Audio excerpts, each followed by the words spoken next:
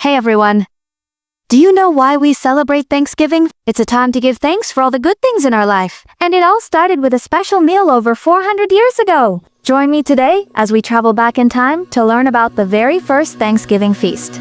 Let's go. In 1620, a group of English settlers called the Pilgrims sailed on a ship named the Mayflower to North America. They were looking for a place where they could practice their religion freely. After a long journey across the ocean, they landed in what is now but they soon realized that surviving in this new land would be very challenging. Pilgrim's journey! Many of the pilgrims were sick during the trip, and by the time they arrived, they were weak and starving. So instead of exploring or building homes right away, they had to rest for 2 months. Luckily, the weather was mild when they arrived, so they didn't suffer. But soon winter would arrive and it was going to be harsh. Many of the pilgrims did not have the proper clothing to keep them warm in the cold New England winters. Most of them had never done hard physical labor before, and the men, women, and children quickly became ill from the cold, hunger, and exhaustion. Of the 51 men, women, and children who had signed on to the Mayflower, only 20 survived the first winter. The others had died from cold, hunger, and disease. But the Pilgrims were strong-willed people, and they did not give up. Help from the Wampanoag.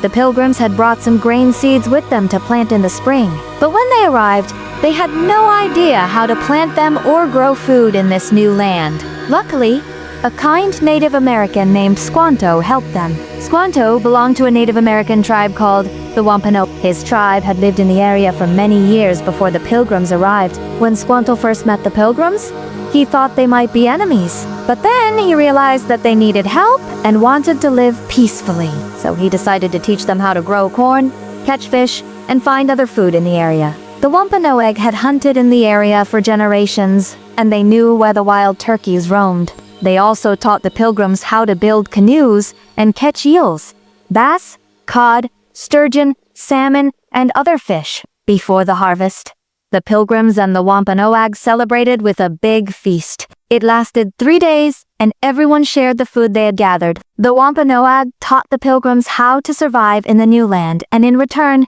the Pilgrims shared their food and metal tools with them. Together, the Wampanoag and the Pilgrims grew food, built homes, and thrived in the new land. Successful harvest. After learning how to plant corn and take care of the fields, the Pilgrims had a successful harvest in the autumn of 1621. They had planted about 20 acres of corn, but the harvest was so large that they estimated it would have been more than 300 bushels if they had harvested every ear of corn. That's a lot of corn.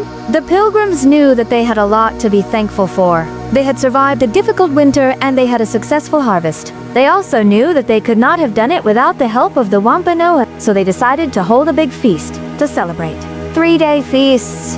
The Pilgrim invited the Wampanoag to a 3-day feast to show their gratitude for their friendship and help. About 90 Wampanoag, men, women, and children joined the Pilgrims for the feast. The meal took place in September 1621.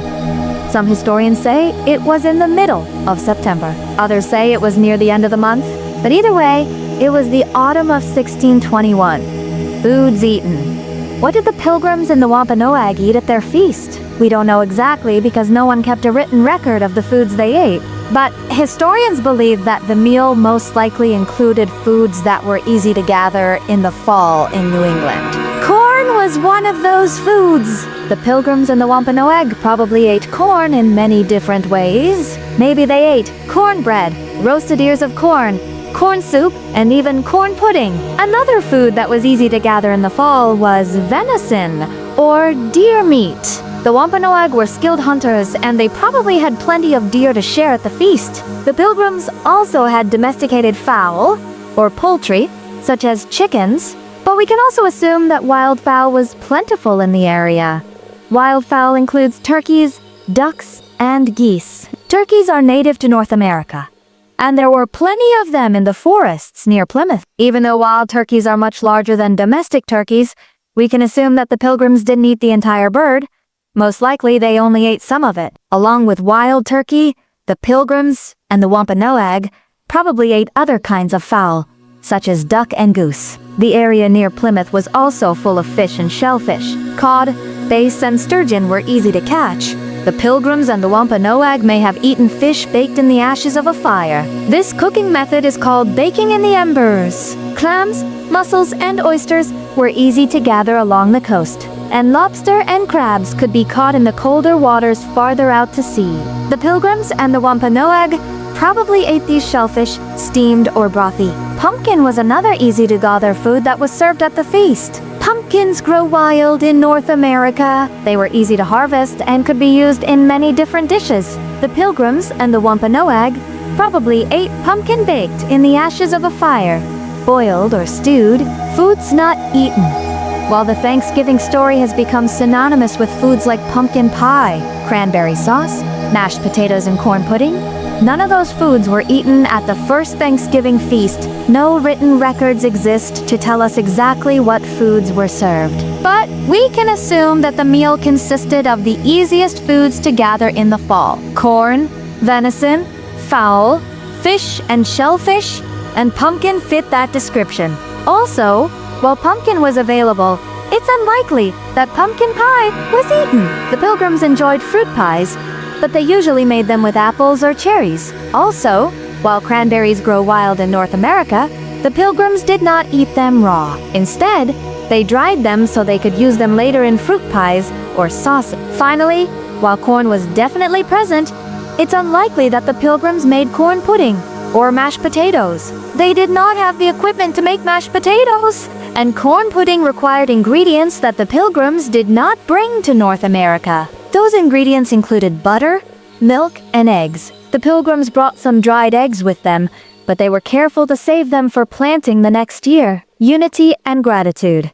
The first Thanksgiving feast was a time of unity and gratitude. The Pilgrims and the Wampanoag had come together to celebrate a successful harvest and a new friendship. They had learned to cooperate in order to survive in the new land, and the feast was a time to celebrate that cooperation. Most historians agree that the first Thanksgiving feast lasted 3 days. It began on Thursday, September, but the exact date is unknown. It could have been around mid-September or late September. The celebration lasted for 3 days because both the Pilgrims and the Wampanoag were agricultural peoples. They understood the importance of the harvest and wanted to celebrate it properly. It was a time to give thanks for the food that had been gathered and to plan for the future. Legacy: the first Thanksgiving feast is remembered as a time of unity and cooperation between two different cultures. It is a reminder of the importance of gratitude and the need to work together to achieve a common goal. It was the beginning of a tradition that would continue for centuries to come. Every year in the United States,